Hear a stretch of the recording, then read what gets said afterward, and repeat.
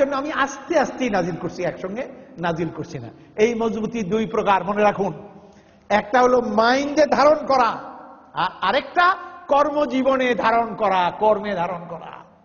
লিনুসাব্বিতা বিহি ফুআদাকা, আপনি যতই মাইন্ডে ধারণ করেন, যদি আমল না করেন এই মাইন্ডের বেশি দিন ধারণ আপনি রাখতে পারবেন না। সুতরাং এটাকে আমলে নিয়ে আসতে হবে, বাস্তবায়নে নিয়ে আসতে হবে। সুতরাং কোরআন নাজিল হচ্ছিল একদিক থেকে, কেমনে নাজিল হচ্ছিল ওইটাও শুনেন। হযরত ইবনে মাসউদ রাদিয়াল্লাহু তাআলা আনহু আরদাহ, আব্দুল্লাহ ইবনে মাসউদ, আব্দুল্লাহ ইবনে মাসউদ রাদিয়াল্লাহু তাআলা, তার নিয়ে অনেক মজার মজার কথা আছে।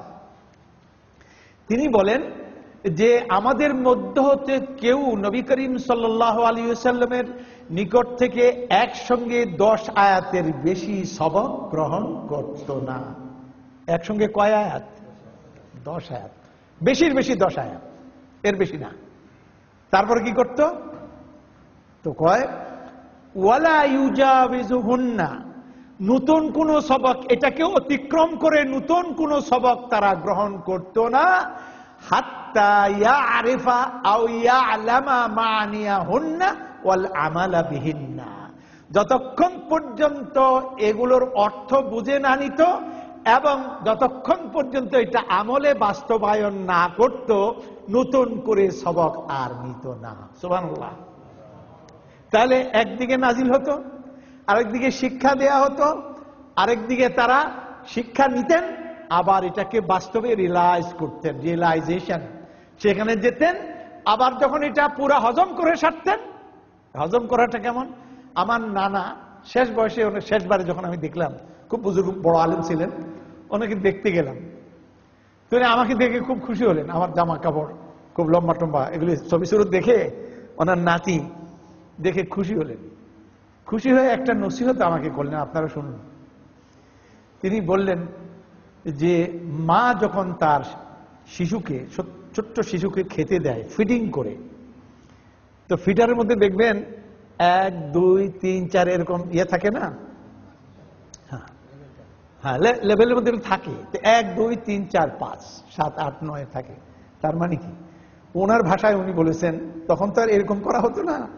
উনি বলছেন টিপে টিপে কয়েকটা ভাত দিয়ে শিশুকে মুখে তুলে দেয়। এটা যখন হজম করে সারে, আবার সামনের বারে আর একটু বাড়িয়ে দেয়। কথা বুঝতে পারছেন? আরেকটু বাড়িয়ে দেয়, এইভাবে বাড়াতে থাকে। শিশু আত্মস্থ করতে থাকে, তার স্বাস্থ্য ভালো হতে থাকে, তার ধারণ ক্ষমতা, ক্যাপাবিলিটি, এটা বাড়তে থাকে, মাও তাকে বাড়াতে থাকেন। তো তিনি বলে, এলেম তো এমন এক জিনিস, তুমি এটাকে, উনি আপনি করে বলতেন, তখন আমাকে আপনি বলছেন, আপনি এটাকে আমল করবেন, যা শিখবেন আমল করবেন, হজম করবেন, আল্লাহ আবার বাড়িয়ে দিবেন। আল্লাহ বাড়াতে থাকবে, এলিম বাড়াতে থাকবে, এটা কমতে থাকবে না, খালি বাড়াতে থাকবে। সুতরাং সূরা মুমিনুনের প্রথম আয়াতগুলি যখন নাজিল হয়, যে আয়াতের শেষ দিকে বলা হয়েছে উলাইকা হুমুল ওয়ারিসুন, এরাই ওরা যারা উত্তরাধিকারী হবে। কিসের উত্তরাধিকারী হবে? এটা আমাদের একটা উদ্বুদ্ধ করছে কোরআন, এই জন্য এক ধাপই বলে নাই উলাইকা হুমুল ওয়ারিসুন, আয়াত শেষ। প্রশ্ন হলো কিসের? আল্লাযীনা ইয়ারিসুনাল ফিরদাউসা হুম ফিহা খালিদুন, যারা ফিরদাউস নামক জান্নাতের অধিকারী হবে। এটা ক্লাস, জান্নাতের 1 নম্বর ক্লাসটা, ফার্স্ট ক্লাসটা কি? ফিরদাউস। আর ফিরদাউসটা হলো সর্বোচ্চ। এই ফিরদাউসে নবী সাল্লাল্লাহু আলাইহি ওয়াসাল্লামের উপরে আয়াতগুলি যখন নাজিল হলো, হযরত ওমর বর্ণনা করতেছেন, আমি দেখলাম আয়াত নাজিল হচ্ছে। আয়াত যখন নাজিল হওয়া শেষ হলো, এই আয়াত পর্যন্ত উলাইকা ইয়ারিসুনাল ফিরদাউসা হুম ফিহা খালিদুন। আয়াত নাজিল হলো, নবী করিম সাল্লাল্লাহু আলাইহি ওয়াসাল্লাম তখন কিবলামুখী হলেন, ঘুরে বসলেন। ঘুরে বসে দোয়া শুরু করে দিলেন। কি দোয়া করলেন? আল্লাহুম্মা জিদনা ওয়ালা তানকুসনা ওয়া আকরিমনা ওয়ালা তুহিন্না ওয়া আ'তিনা ওয়ালা তাহরিমনা ওয়া আথিরনা ওয়ালা তুসির আলাইনা ওয়া আরদিনা ওয়ারদা আন্না। সুবহানাল্লাহ, কত সুন্দর দোয়া। আল্লাহুম্মা জিদনা ওয়ালা তানকুসনা, আল্লাহ যা দিবেন আরো দেন, বাড়িয়ে দেন, কমিয়ে দিয়েন না। জিদনা, বাড়িয়ে দেন, ওয়ালা তানকুসনা, কমিয়ে দিয়েন না। হ্যাঁ, তারপরে কি? আল্লাহুম্মা জিদনা ওয়ালা তানকুসনা ওয়া আকরিমনা ওয়ালা তুহিন্না, আমাদেরকে সম্মানিত করেন, অসম্মানিত করেন না। আর কি করেন? আ'তিনা ওয়ালা তাহরিমনা, আমাদেরকে দেন, মাহরুম করেন না। ওয়া আসিরনা ওয়ালা তুসির আলাইনা, এই উম্মতকে পছন্দ করেন, সবার উপরে অগ্রাধিকার দেন, আমাদের উপরে কাউকে অগ্রাধিকার মর্যাদা দিয়েন না, আমাদের সবার উপরে মর্যাদা দেন। সুবহানাল্লাহ। আসিরনা ওয়ালা তুসির আলাইনা ওয়া আরদিনা ওয়ারদা আন্না, আমাদেরকে আপনি সন্তুষ্ট রাখেন আর নিজেও আমাদের প্রতি সন্তুষ্ট থাকেন। সুবহানাল্লাহ। দোয়াটা কেমন? আল্লাহ খালি আপনি রাজি হন না, কত কম্প্রিহেন্সিভ দোয়া। তিনি বলেন আমাদেরকেও রাজি রাখেন আর আপনি আমাদের প্রতি কি থাকেন? রাজি থাকেন। এই জবাব কোরআনের মধ্যে আল্লাহ দিয়েছেন না আরেক জায়গায়, ইয়া আইয়াতুহান নাফসুল মুতমাইন্নাহ ইরজিই ইলা রাব্বিকা রাদিয়াতাম মারদিয়াহ। পাক বলেন, ও নফসে মুতমাইন্না, আমার কথা শুনলে যার কাছে ভালো লাগে, যার মাইন্ড ভালো লাগে, সুন্দর লাগে, মজা লাগে, ইরজিই ইলা রাব্বিক, রবের দিকে ফিরে যাও, রাদিয়াতাম মারদিয়াহ। দেখেন এখানে দুইটা গুণের কথা বলছে, আলেমরা তো ভালোই বুঝবেন, অন্যরা একটু খেয়াল করলে বুঝে ফেলবেন। রাদিয়া মারদিয়া, রাদিয়া ফাইল, মারদিয়া মাফুল। ও নফসে মুতমাইন্না, তার দুইটা হাল বয়ান করছে, কিন্তু ওয়াও আনে নাই মাঝখানে। ওয়াও আনলে বিচ্ছিন্ন করে দুইটাকে বোঝানো হতো। ওয়াও হলো মুগায়রাতের জন্য, ওয়াওটাকে সরিয়ে দিয়েছেন এবং বলেন নাই, একসঙ্গে বলে দিয়েছেন। কেন? রাদিয়াতাম মারদিয়া মানে তুমি যে মুহূর্তে আমার প্রতি রাজি হলে, খুশি লাগলো, আমিও ওই একই মুহূর্তে যুগপৎভাবে তোমার প্রতি রাজি হয়ে গেলাম। সুতরাং তুমিও রাজি, আমিও রাজি, এই আগে পরে না, সমান সমান।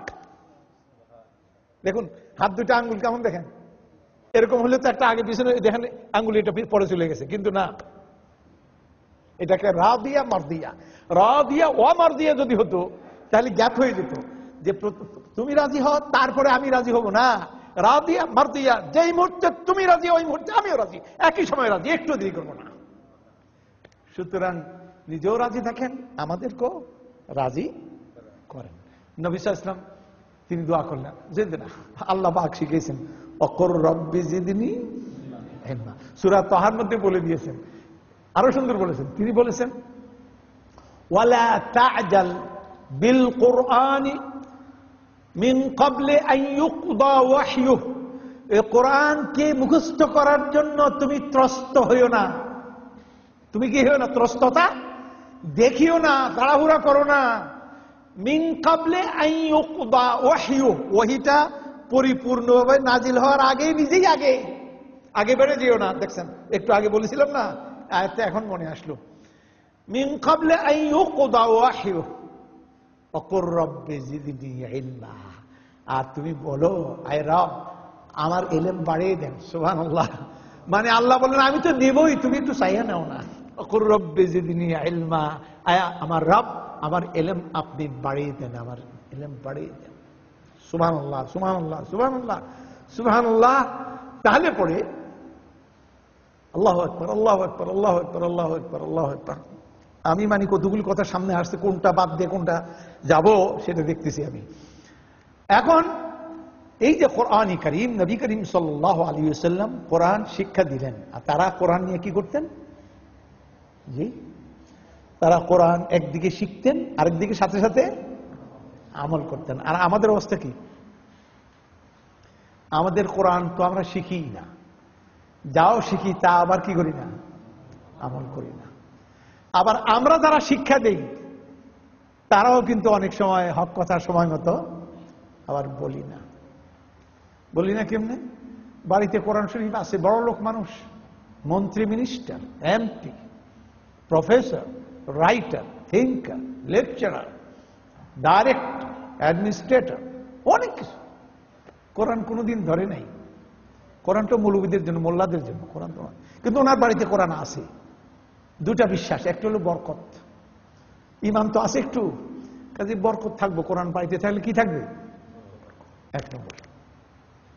দুই নম্বরে মরলে কাজে আসবে। তখন বড় লোকরা মরলে কিন্তু একটা করে ঠিক মতো, সেটা কি করে? কুলখানি। পত্রিকায় দেখেন না কত টাকা খরচ করে কুলখানি অমুক দিন, তার কুলখানি হবে। সুতরাং মোল্লারা আসে, সবাই মিলে শুনে মোল্লারা তেলাওয়াত করে। তো তেলাওয়াত করে সবাই, ওই কোরআন শরীফ বাড়িতে থাকতে ওটা নিয়ে সবাই তেলাওয়াত করতেছে। তেলাওয়াত করে মোল্লারা কি পায়?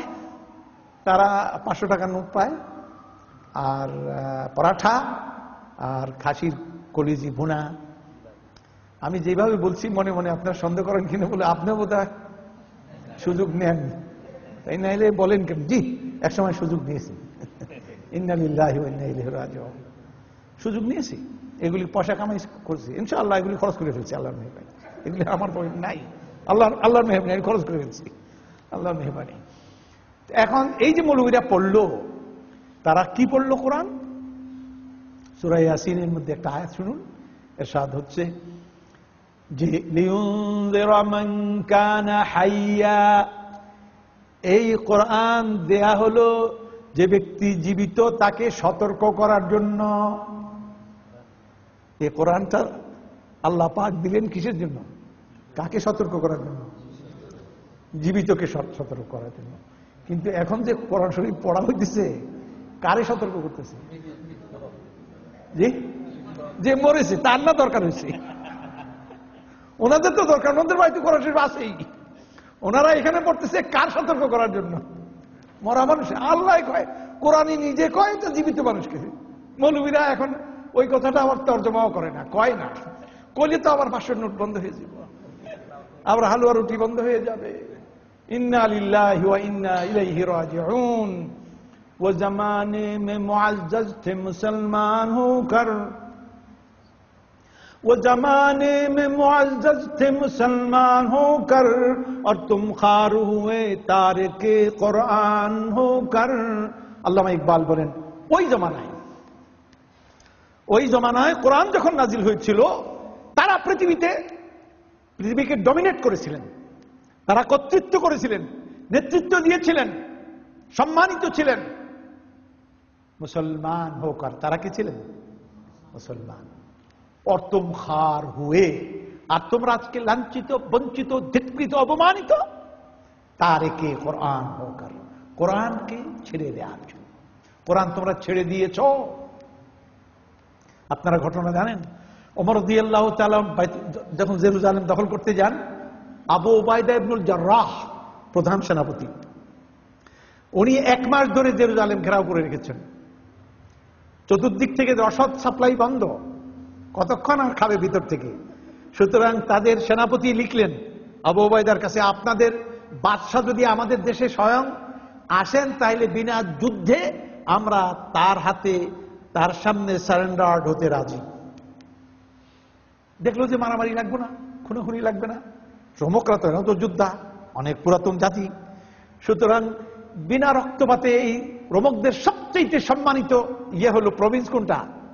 যেটা ফিলিস্তিন, এটা দখলে চলে আসবে, জেরুজালেম আমাদের হাতে চলে আসবে। হযরত ওমরের জমানা এটা, যে জেরুজালেম আজকে ইহুদি কবলিত। তো এই জেরুজালেম তিনি চিঠি পেয়ে, আবু উবাইদা চিঠি পাঠিয়ে দিলেন হযরত ওমর রাদিয়াল্লাহু তাআলার কাছে। 1 মাস লাগছে চিঠি দিতে। আবার তিনি সেখান থেকে রওনা দিলেন চিঠি পেয়ে সঙ্গে এক চাকরকে নিলেন, খাদেম, সম্ভবত আসলামী, জায়েদ আসলামী নাকি সঙ্গে তার ছিলেন। এরপরে আর সঙ্গে নিলেন কাঠের বাসন, আর কিছু জবের আটা, কলসি, এই ধরনের কিছু নিয়ে রওনা দিলেন। তো প্রতিমধ্যে যান, তো তিনি এই যে যাচ্ছেন, একজন উটের রশি ধরে, আরেকজন পিঠে, একজন উটের রশি, একজন পিঠে, এইভাবে পালাক্রমে যখন ইয়েতে উপনীত হলেন জেরুজালেমের উপকণ্ঠে, তখন আল্লাহরই কি হুকুম, এবার এই রশি ধরার দায়িত্ব কার? ওমর রাদিয়াল্লাহু তাআলা। আল্লাহকে দেখানো, আল্লাহ দেখিয়ে দিবেন। ওমর রাদিয়াল্লাহু তাআলা আনহু তিনি ছেঁড়া ফাড়া কাপড়, তালিওয়ালা জামা টামা ইত্যাদি গায়ে দিয়ে উটের রশি